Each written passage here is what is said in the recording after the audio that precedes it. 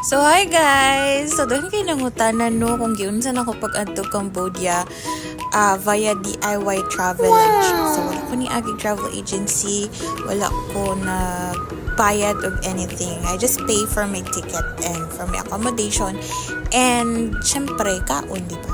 So, mag-Taglish ta with full Bisaya. Wow. Kaya ka po dyan kung mag-English, guys. Everyday na lang mag-English. So, sige, mag-Bisaya ta. Ayan. So, naano ko diri sa Walampong train station. Ayan. Kuan ni siya. Siguro around 4 a.m. to 5 a.m. Yung anak din siya sa morning. So, ang mga ticket na pwede o mga train na pwede na musakyan, padulong o Kapinburi, Wahin, everything sa mga probinsya guys. So naghulat ko dira, magpaabot ko ma-open ang ticket dira ayun padulong o Aranya Pratet. Ayun. So sige, magpaabot ta ara. So, makapalit na kong ticket, which is 49 baht. So, kita mo, anak, 49 lang. 49 baht. Yes, it's true. Ang pamasahe gikan og Bangkok padulong sa Aranya Pratet, which is border padulong Cambodia, is 49 baht lang. So, save ako ang 3,000 baht. Kaya syempre, diba, sa mga, no offend ha, sa mga, travel agencies, we paid as much as 3,000 up to 5,000 to 7,000 baht for the travels, for the food na balikan. So, that time, I don't have that money, so I care to DIY na lang travel muna since enjoy din naman. Gusto ko mag-DIY. Gusto ko ma-experience mag-train since takot nga ako na mag-travel by van or by bus kasi diba, overthinker, hindi naman natin alam, baka may aksidente or something. So, train is the best way, hindi nga mababangga, walang babangga sa'yo. So, ayan. Itong sasakyan natin is papuntang Aranya Pratet, Bangklungluk border, ordinary train. Ayan. For the self-check muna tayo. Buhay pa ba? Charis lang. So, it's 5 something a.m. Hindi ko na matandaan yung time. It's 5:45 or 5:56 a.m. Papasok na tayo, pasakay na ng ordinary train. Kasi galing ng Bangkok, ang time nila na aalis yung tren is 5:56 or 5:55 a.m. Nakalimutan ko na. Darating yun ng border to Cambodia is around 3. No, 11. It's 11, sorry. So, ayan. Doon tayo sa platform 6. So, tatanong tayo sa mga di katukon. Where is the platform 6 na ka? Ayan na, explain si ate. Ganyan, diretso lang daw. So, yun daw yung sasakyan. Okay. So, platform 6. Let's go. Ayan. Hanap-hanap. So, 275 ordinary train to Bangklungluk. Ayan po. Yan. Exactly 5:55 a.m. na nakikita natin sa screen board. Yan po yung time of departure from Bangkok, Walampong Station to na-distract ako sa kape, sorry. Ayan, paakit na po tayo. Ito po yung ordinary train, yung talagang literal na train ni Princess Sarah at ni Sedi, yung nag-chu-chu, ganun po. So, ayan, akyat po tayo. Actually, marami din akong nakikita talaga na mga locals na dito sumasakay. Locals from Thai and Cambodia. So, kadalasan yung mga kasabayan ko is yung matatanda, may mga bata, may mga local talaga.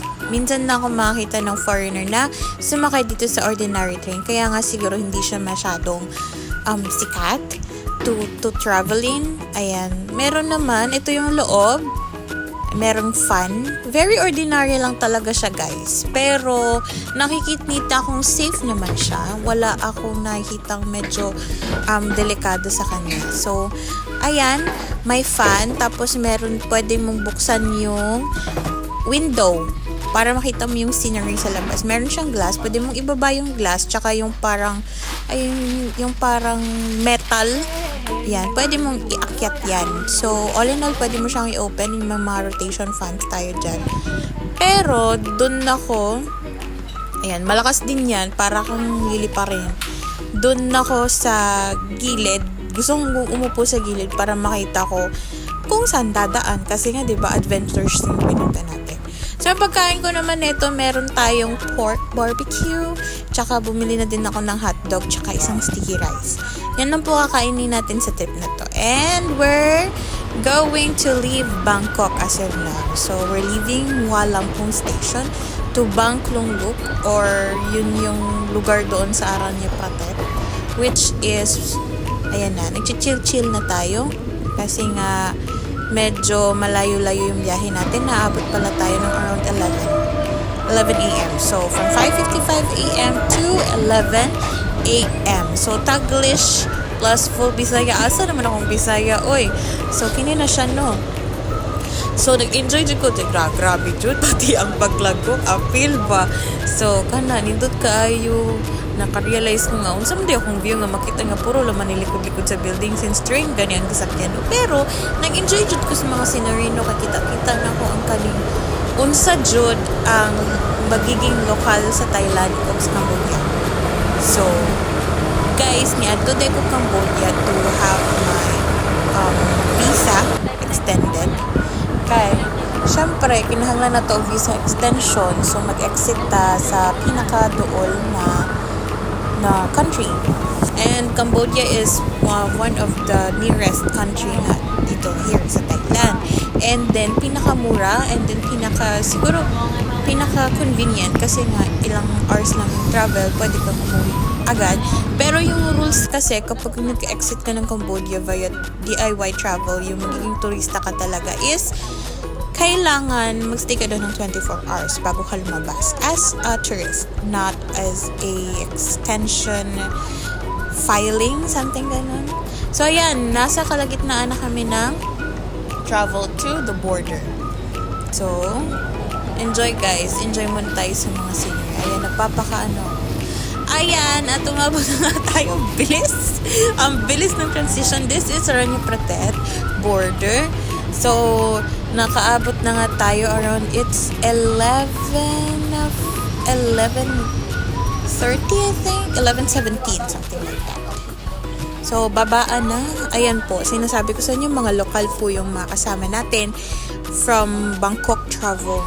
Lokal na tayo, tsaka Cambodia na umuwi gamit yung train. So, pagbaba mo ng train, ng ordinary train is lalakad ka lang, straight, papuntang kabilang border.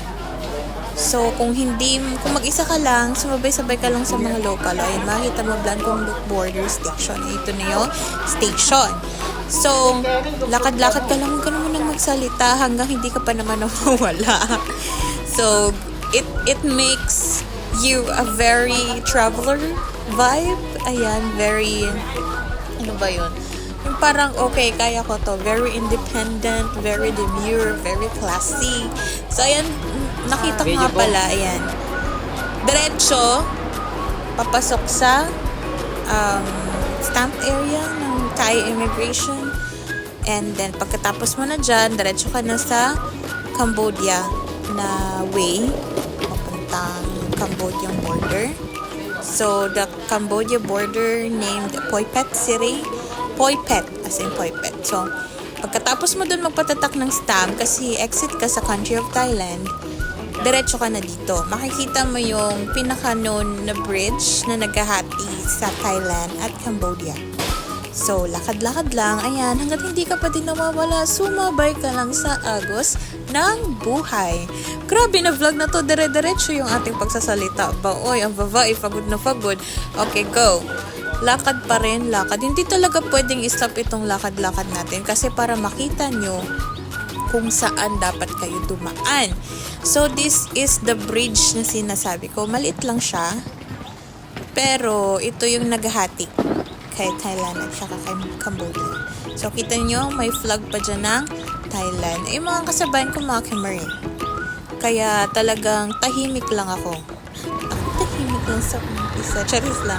So, hi guys! Welcome to Cambodia! So, ito na yung Poi Phet City.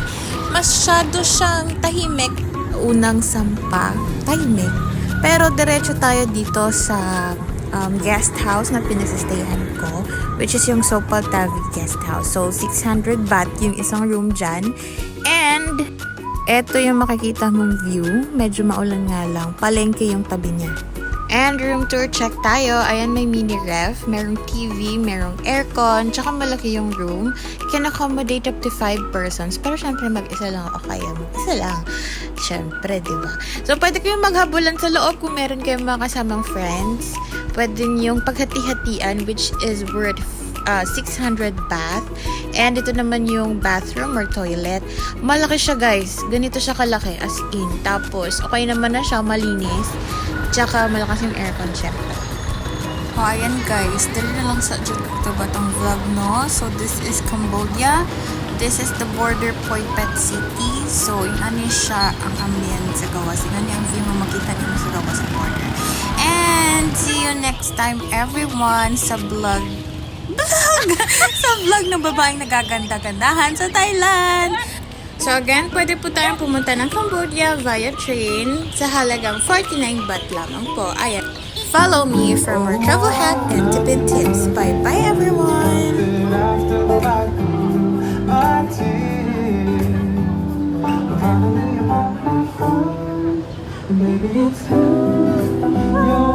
That's just how I feel. Yeah. Hey, dynamite, turn to a million and we all rich. That's just how I feel.